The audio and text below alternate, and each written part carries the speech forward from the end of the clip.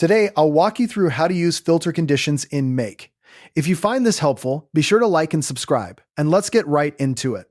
First, open your browser and head over to Make. Sign into your account and make sure you're in your workspace.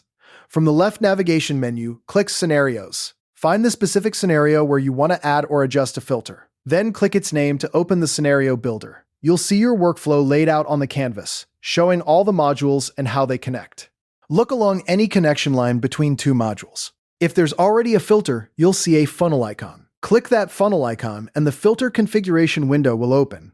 Before you make any changes, it helps to understand what a filter condition actually does. It acts like a gatekeeper. If the data coming from the first module meets your condition, it gets passed to the next module. If it doesn't, the data stops right there. Take a moment to review any conditions that are already set up, paying attention to the fields, operators, and values being used.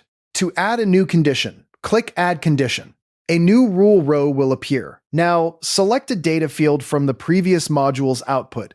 This could be something like status, email address, order total, or customer type. Next, choose a comparison operator. This tells Make how to evaluate the data. Common operators include equal to, not equal to, contains, does not contain, greater than, and less than.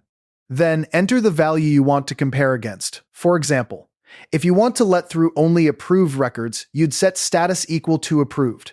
If you want to pass only orders over $100, set order total greater than 100. For text-based filtering, you could set email contains at gmail.com to pass only Gmail addresses. You can also add multiple conditions by clicking Add Condition again. When you have more than one rule, you'll need to choose between and or logic. And means all conditions must be true. For instance, status equals customer and country equals Philippines. Or means any condition can be true. For instance, status equals customer or status equals VIP. For complex filters, group related conditions together logically, which makes them much easier to understand and maintain later. Always review your logic carefully before finalizing. Double check that your operators and values reflect exactly what you want your workflow to do. When everything looks correct, click OK or Save.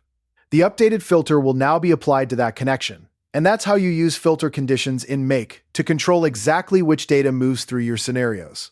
Thanks for watching, and I'll see you in the next one.